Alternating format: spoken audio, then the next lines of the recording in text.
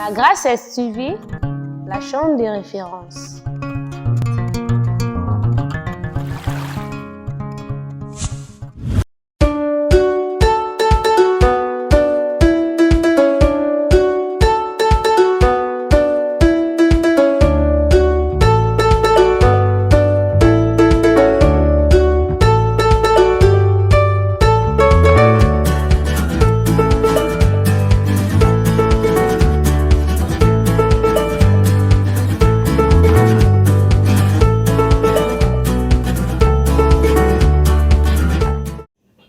Bandeko nanga balingami lelo beti libaku malamu penza pona kolanda biso na pokwa na lelo poete soko kolanda message okino suka okobima pamba te okozwa eloko moko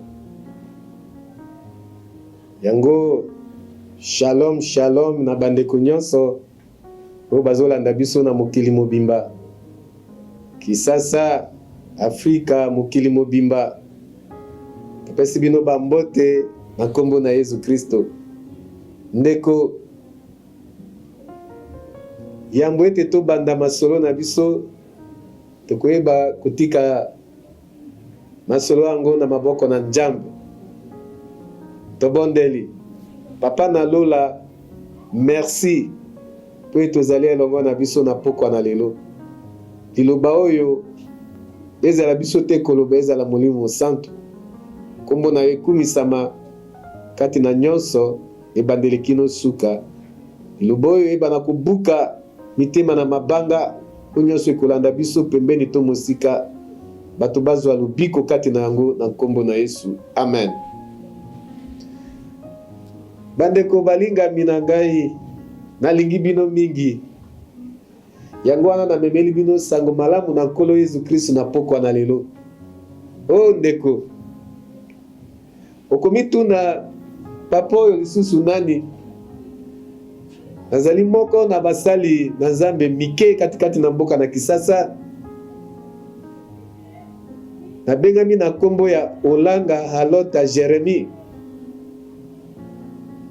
nazali apôtre visionnaire ya église Zambe Makasi oyo ezwami na balabala Dimasa 25 quartier Diallo commune ya Kinshasa derrière stade ya Martyr na place Planète pe kala mingi te tozali ko déménager wana pona kokota na boulevard central côté ya Tipka. Alors nakosepela mingi kabila ngana no matoi na yo landana no eloko oyo Nzambe atie katikati na nga ndeko tozali kokende kosoa na mokanda na Luka mokapo na 12 eteni na kotanga 10 kino tuku mibale. Luc chapitre 12 verset 16 à 20 totangi. Et il leur dit cette parabole: les terres d'un homme riche avaient beaucoup rapporté, et il raisonnait en lui-même, disant: que ferai-je, car je n'ai pas de place pour serrer ma récolte. Voici, dit-il, ce que je ferai: j'abattrai mes greniers, j'en bâtirai de plus grands, j'y amasserai toute ma récolte et tous mes biens. Et je dirai à mon âme: tu as beaucoup de biens en réserve pour plusieurs années. Repose-toi, mange, bois et réjouis-toi. Mais Dieu lui dit: insensé, cette nuit même ton âme te sera redemandée. Et ce que tu as préparé, pour qui cela sera-t-il? Tolandi lisolo yo ndeko ezalaki na ndeko moko ndeko oyo azali kosala misala na ye bandaki kobotela ye biloko mekomaki na mbula moko biloko efulukaki à tel point que asangisaki biloko na ye amoni ke bisika ya bandaki kobomba liboso ekomi mike esengeli asala bisika ya minene mpona kobomba biloko na ye. Nakokanisa azo milobela alobi nakosala biloko ya minene oyo ekokani na bozwi na ngai. Ndeko, eloko ezopesa nga pasi na lisolo ezali ete na programme na ndeko oyo par na Nzambe kati na yango eza te. Azokanisa makambo kaka mpona bolamu na ye, na bana na ye, na mwasi na ye, to na basi na ye. Po ete lelo bato ebele ya misolo ekomi rare okende kokuta moto aza polygame, monogame plutôt. Bakomaka ba polygame. Akomi lelo ministre, akomi lelo PDG, akomi lelo moto songolo pakala. Okokuta basi bipai na bipai, tina bapoto basi. Alors makanisi na ye ezalaki kaka bongo, terre à terre, po Nzambe kati na makanisi na ye ezalaki te.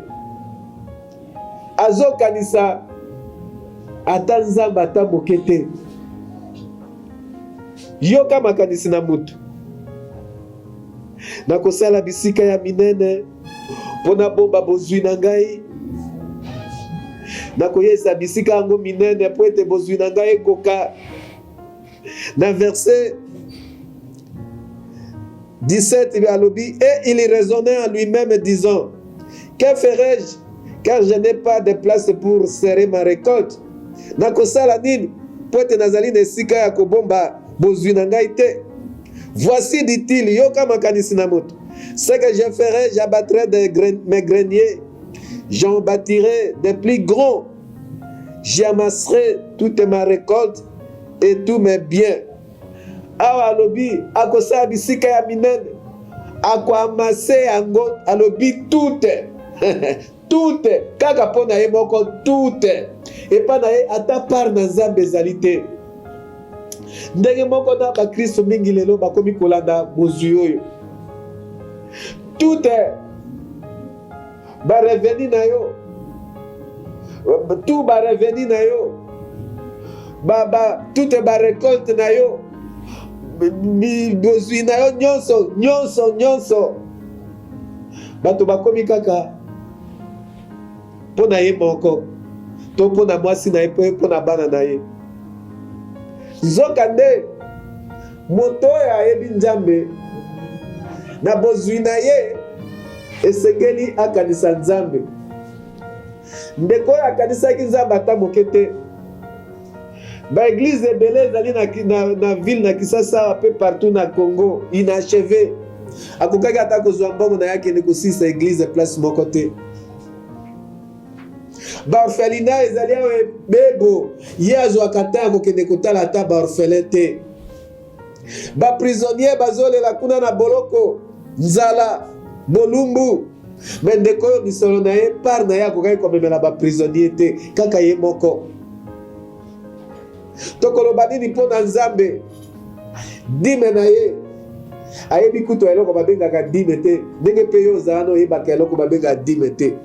Dime ezali 1/10 ya revenu ya mutu. Soki bakabeli yo par exemple $1000 yebaka ete 100,000, 1/10 ezali ya Nzambe. Me na moi na lelo bakristo bayebi oyo babengi dime te. Bayebi kosalela Nzambe na misolo na bango te. Bana na Israel tango balongwaki katikati na Egypte, Pharaon alobi bokende kosalela Nzambe na bino, botika bantaba na bino na bozwi na bino. Moïse alobi pas question, tokomema na biloko na biso na bozwi na biso po ete tokende kosalela Nzambe. Me lelo bakristo bazobongola mitema, bazobongola mitema, me biloko na bango etika kobongola mitema te. Ndeko ezali somo mingi komona lolenge bato bazali kosa conduire na mikolo vis-à-vis na Nzambe oyo apesaka yo pema, Nzambe oyo abatela yo nefu mwana libuma mama na yo, Nzambe oyo alongola yo na liwa, yo ozali awa okota koma, obima na koma oyo bato ebele babimaka te, me Nzambe wana abikisa yo. Ndeko ozali awa kanisa accident oyo ozwaka, kanisa maladi, kanisa baninga na yo ya generation na yo boni bakota na se ya mabele, me yo ozali na bomoi, si Nzambe moto azobatela yo. Me bozwi na yo, est-ce que ozokanisa Nzambe? Ndeko Nzambe topesaka ye dîme, topesaka ye offrande, topesaka ye prémisse, topesaka ye badon, topesaka ye baomone. Biloko nyonso wana ezali biblique. O Nzambe azosenga na nga, azosenga pe na yo ozotala nga osalaka yango. Est-ce que osalaka yango? Bato ebele baza kolakela misala na bango mabe likolo ya dîme. Po offrande, prémisse, aumône, makambo mosusu wana nyonso tu ezali volontaire. Donc ezali facultatif. Mais dîme ezali obligatoire. Mwana na Nzambe nyonso ozali obligé no ya kopesa dîme mais ya kopeye dîme. Nde napesaki nazopesa yo ndakisa yo ozala oliaka manga mais mpo nani oliaka mokokoli amanga te mpo ezalaka bololo. Mais yo dîme ozolia wana oyebi teke ezala bololo ekopesa yo sante malamu te. Dîme yo ozolia tala misolo oyo oti kozwa salaire na yo, est-ce que olongoli dîme na Nzambe? Ndeko oyo mpe ndenge moko makambo ya dîme bandaki kotala ye te, alobi nakovwamisa bapaster na badîme na ngai, nakopesa bango dîme te. Mais dîme efungolaka banzela epambolaka mpe mosala na moto. Oyebi ezali na homme d'affaires moko américain oyo tosalelaka produit na yao oyo babenga yango Colgate. Colgate ntango abandaka entreprise na ye akendeki koconsulte mosala na Nzambe, atuna ye nasala nini mpo entreprise na ngai ya monene. Mosala na Nzambe ayebisa ye bandaka korespecte kopesa dîme régulièrement. Ntango abandi kopesa dîme régulièrement, Nzambe apambola ye lelo akoma multimillionnaire, milliardaire. Tuna histoire wana bakoyebisa yo. Alors na moi na lelo bato ebele bazokauka mpo na nini? Mpo bazopesa dîme na bango te, bazopesa part ya Nzambe te. Tala États-Unis, mboka monene lokola bango me bayebi part ya Nzambe. États-Unis aprelevaka 1/10 ya budget ya mboka, baprelevaka 1/10 bazopesa Nzambe. Raison pour laquelle bazaka likolo mpo Nzambe azopambola bango. Mpe nandimi ete un jour mpe awa na RDC lokola tozwi président oyo azali chrétien, dîme ekobanda kozala prélevé na budget ya mboka. Nandimi yango. Alors ndeko oyo dîme apesaka te. Aumône oyo tokutaka moto atelemi na nzela, sombelanga lipa kabelanga 500 francs, est-ce que opesaka bango? Bamosusu bazwa malakisi baloba bayebisa bango ke mpo kabela moto ya ndenge wana il faut yeba ye état d'âme na ye. Eza biblique te, eza biblique te. Mpo kabela moto il faut yeba état d'âme na ye euti wapi? Est-ce que Satan azali na dessus likolo ya yo mwana na Nzambe ya biso na mpo akanga yango? Yango wana biso ntango nyonso topesaka mbongo na babola ozopesa ye boye na sia motema ozoloba au nom de Jésus. Oui bandeko, yango na bandaki koloba ete esengeli yo mwana na Nzambe opesaka dîme, opesaka offrande, opesaka prémisse, opesaka bacollecte ozosama na église, opesaka yango opesa baomone. Kolobaka te ke okabela moto wana omone so nakabeli ye aokanga miso na nga te lokuta pesa ye na kombo na Yesu Kristo. Tosalela Nzambe na misolo na yo. Omoni ete ndeko na nga molingami ebele na bato na moi na lelo bazokoka kosalela Nzambe na misolo na bango te.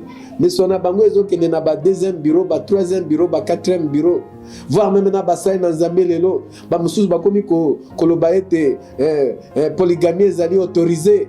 Ndeko tozali na temps nini mpo ya koloba ete polygamie ezali autorisé?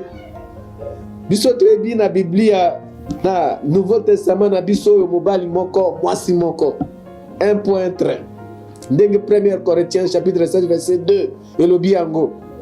Na bongo ndeko ozo salela nzambe na misolo na yo te mpo na nini, ozo bombela yango nini po ete lobi okotika yango. Tala bafeli na bipai na bipai, salela nzambe na misolo na yo ntango oza na bomoi. Pe omoni awa baye ko surprendre ndeko oyo balobi na verset 20.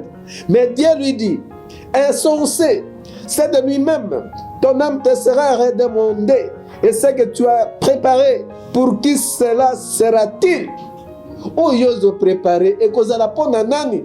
Soki nzambe azwi molimo na yo lelo, ndeko oyo ayebaki te ete bakozwa molimo na ye po ete na bomoi na biso na bato na mokili awa ozotambola ozokende ozoyeba te toyebaka kaka mokolo tobotama me mokolo ya kokufa toyebaka te. Yango ndeko na ntango ozali na bomoi salela nzambe, salela nzambe na misolo na yo. Pesa dime epai na basali na nzambe mosusu bazoloba o basali na nzambe bazali kovwama na misolo na biso. Mais bato mingi bazoyeba te secret po yeba na comprendre eloko oyo. Kende na Acte des Apôtres, tangi histoire ya Corneille, ange aye liboso na Corneille ayebisi ye bapriere na yo mpe baomone na yo ekomi epai na nzambe. Sikoyo natuna yo baomone ya Corneille ekomaki emataki na avion nini po ete ekende kokoma epai na nzambe. Tana fungola yo secret misolo oyo ozomona eza na deux facettes. Eza na facette physique pe facette spirituelle. Tango ozoya na misolo na yo oye otie na panier ya offrande to dime na yo opesi epai ya serviteur de Dieu. Serviteur de Dieu, église bakosalela oyo ezali le physique mais le spirituel kaka na même moment wana okomona baange bazoya kozwa panier wana bamemi yango epai na nzambe ndenge mpe baomone ya Corneille banaki kokoma epai na nzambe. Alors mpo na kosukisa ndeko na nga molingami nakosenga na yo obongola motema mpo bazobenga ndeko oyo insensé po ete azali moto oyo ayebi nzambe te, azali na crainte de Dieu te, azali azali mpe na moto moko azali na ingratitude, azali reconnaissant te liboso na nzambe oyo apesi ye makasi ya kosala. Oyebi misolo ozozwa wana soki oza na makasi na nzoto te yo okoki kozwa yango, okoki koluka yango, okoki kovoyager, okoki kokende na boulot. Boni ndeko kozalaka reconnaissant te, zala reconnaissant liboso na nzambe mpe nzambe akopambola yo. Alors yoka ndenge Bible elobi na verset 31 kaka na même chapitre ya Luc 12:31. Cherchez plutôt le royaume de Dieu et toutes ces choses vous seront données par-dessus. Bolukaka liboso bokonzi na likolo mpe biloko nyonso oyo ekopesamela bino lokola litabisi. Yango wana yo moto ozali kolobaloba ete ozali riche. Tu n'es pas riche. So totangi na mokanda na Apocalypse na lombangu mpenza mpo ngonga na biso etikali moke na mokanda na Apocalypse chapitre 3 verset nango 17 à 18. Yoka ndenge Bible ezali koloba na biso yo moto ozo tout atolo, moi je suis riche, je suis riche. Quelle richesse oyo oza nango? Biloko mokili oyo ozo benga ngo richesse. Yoka ndenge nzambe azoloba na yo. Parce que tu dis, je suis riche, je me suis enrichi et je n'ai besoin de rien. Et parce que tu ne sais pas que tu es malheureux. Tu ne sais pas que tu es malheureux, que tu es misérable, que tu es pauvre malgré ma richesse ozali nango, que tu es aveugle malgré okanisa komonaka et babatisi que tu es aussi nu. Ni donc oza bolumbu ozangi ate elamba ya kolata. Elamba oyo bazolobela ezali elamba oyo olati wana te oyebaka te ete mokristo nyonso aza na elamba ya kati. Elamba wana nde ezocouvrir nudité spirituelle na biso. Est-ce que yo olati yango lokola ondimea na yo Jésus Christ te oza bolumbu? Yango wana ndeko nazali kosenga na yo tika komisala ete ozali mozwi. La vie d'un homme ne dépend pas de ses biens. Ezo dépendre na ba bien na yo te. Mozwi oyo bayebisi ozokufa. Pe nga na moni continuité à l'isolo nde yango wana na Luc 16:19 oyo babeteli biso histoire ya Lazare na riche. Suka ezalaki nini? Ye moto azalaki mozuya na mokili, kuna akomaki pauvre. Moto oyo akomaki pauvre na mokili awa, kuna akomaki riche. Po kuna akoma ozanga ata mai ya komela. Akoma oyebisa papa Abraham alobi yebisa Lazare adindisa mosapi na mai aya kopakola nga na bibebu. Ozomonaki akomaki pauvre. Me biloko oyo ya bandaki kodondwa na yango awa na mokili. Etikali banoko bazwi batata mwasi bakaboli mikanda ya mapango bakaboli compte bancaire bana bakomi ata kotelengana. Ndeko mpona kosukisa ndimela Yesu Kristo. Bible lobi na mukanda na proverbe ete eza na bato mosusu bazomisala na proverbe chapitre 13 verset 7 okotanga yango na ndako na yo. Bible ezoloba ete bato mosusu bazomisala babola zoka baza bazwi. Bato mosusu bazomisala bazwi zoka baza babola. Tala suka na lisolo esika yango ezali. Bongola motema na yo ndeko ndimela Yesu Kristo po ete ntango yo ozwi Jésus Christ ozwi bozwi. Nakosukisa na mwa lisolo moko na mokuse. Ndeko moko azalaki na bozwi ebele. Na bozwi azalaki nango ayebisi bato na ye.